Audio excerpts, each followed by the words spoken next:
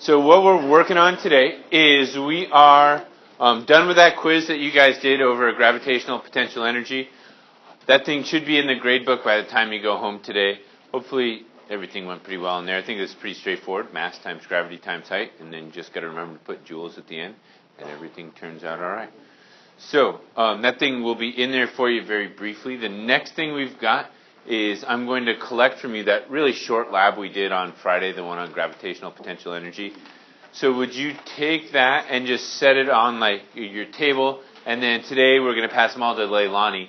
So would you just hand everything like as a group over towards Leilani, and then I'll grab them from her. Page 47 and 48 today. Your notes are super short. Like you're going to fill up about this much of your page today, so not much. What page? 48 is where you want to be. Today we're talking about kinetic energy, and I think because kinetic energy is something that you guys indicated you all knew of before we did this, that it's not going to be very much. We've got one level 1 question, one level 2 question, and your topic today is KE, so that's the setup for today. So, as we're talking about kinetic energy, you guys told me at the start of this that you'd had kinetic energy before. So you only need to get down today that information that you don't already have. So if you're already aware of the fact that kinetic energy is energy in the form of motion, then you don't need this down. If you need a little refresher or didn't know what it was, then by all means, get it down. But like it says, kinetic energy is energy that is in the form of motion, and anything that is moving has it. And there's a simple, quick test you can do to see if something has a lot of kinetic energy or not. You just got to ask yourself, same as momentum, would it hurt to get hit by that thing?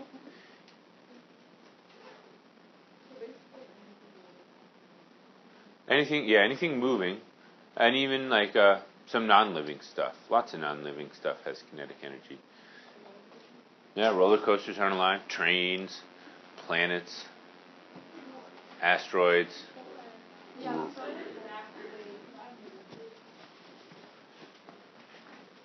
So anything that is moving has it as long as it has mass associated with it. And like it says down here, it only depends on two things.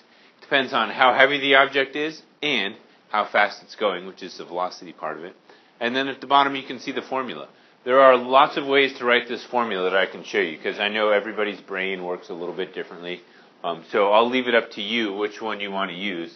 But there are different versions of this that can make your life easier if just depends on how you are with order of operations. Otherwise, like they're all the same formula, it's just written different ways, if that makes sense. You'll see in a second. So there's the way it is right there, right? 1/2 mv squared. And in that thing, which would you do first?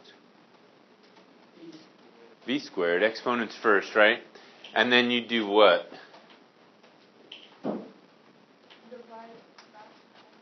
Yeah, and that's why this one isn't the best one, because that's not what should come next.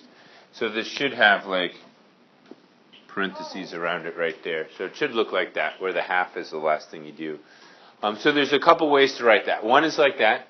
Another way is like this. You can just replace the half with a 0.5 mv squared. And that means the same thing. So you can write it that way if you'd like. You can write it a different way. These all mean, because wouldn't you agree multiplying by 0.5 is the same thing as multiplying by a half? You can do it this way. You can do mv squared over 2. Because dividing by 2 is the same as multiplying by a half. It doesn't matter which one of these you want to use. They all get you the same answer. It's just whichever one works best in your head. And then we've got this last one that you could use if you wanted to. Velocity times mass divided by 2. So whichever one's most convenient for you. And honestly, it doesn't make a bit of difference which one you do. This one's probably the shortest one to remember, mv squared over 2. But if you prefer not to deal with like order of operations and stuff and just do stuff in a line, that's the one for you. Yep.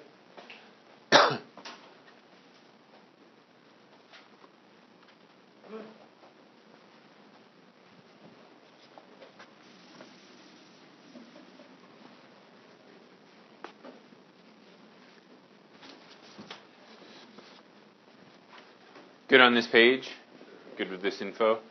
Oh, all right. So what pops up next is the car. If you went to my parking spot out in the parking lot right now, you would see the car that's about to pop up here. Yeah. It's a picture of that car that's sitting in my old crummy truck, but there you would see this car in my parking spot. It's just not parked there. It's just a picture inside the truck that is parked in my. So this is obviously something I'd never buy myself because It's a death trap. You don't think it's worth it, right? no, I'm broke. I would love to have one.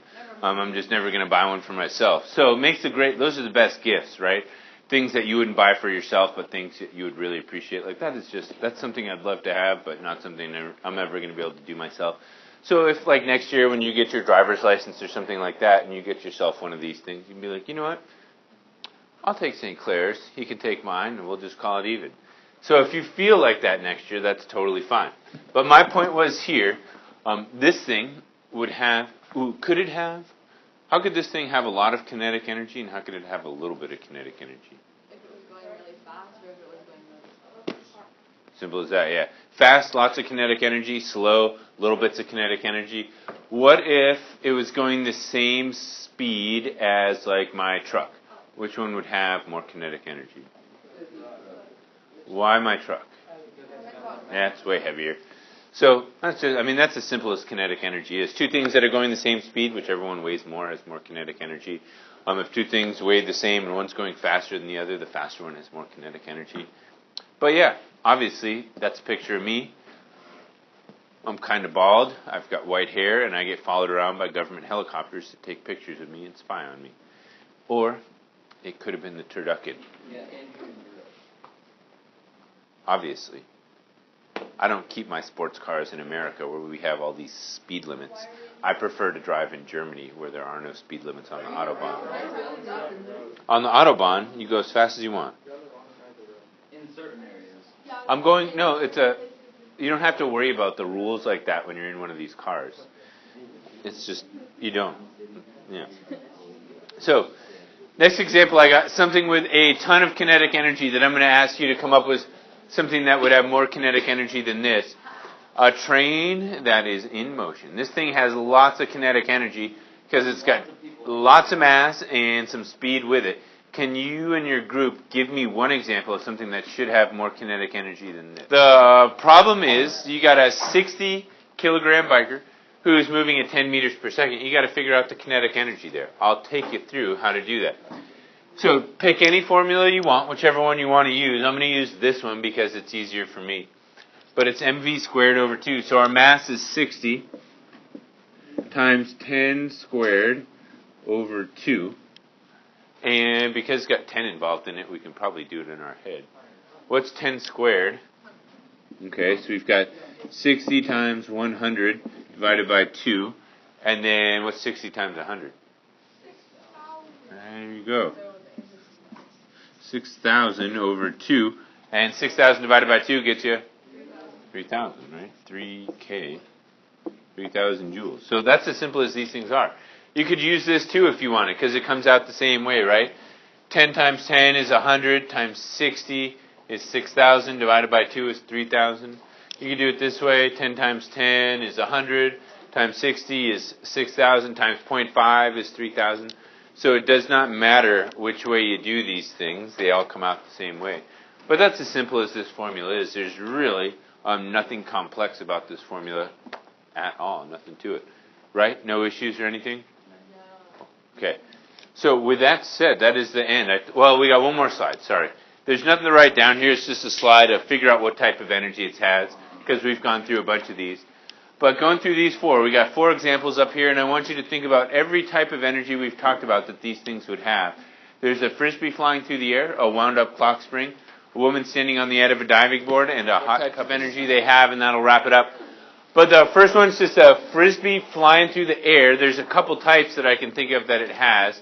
So if we'll start with Maya. What's one type of energy that thing has going through the air? Okay, there's one. It's got more than one. Lily? GPE, because it's off the ground, and probably a third, too. Kind of a weird one, but it has it. It can catch on fire, right? You can light plastic on Oh fire. my God. So it's got chemical potential energy inside of it, I would say. Kind of cheating, but it's honest. The next one, I could only think of one, a wound up clock spring. Thomas?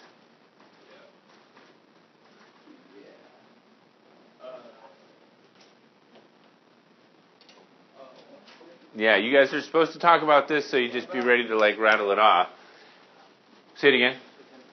Yeah, elastic potential he's talking about. That's good. Number 3 for Max, a woman standing on the edge of a 200-meter diving board.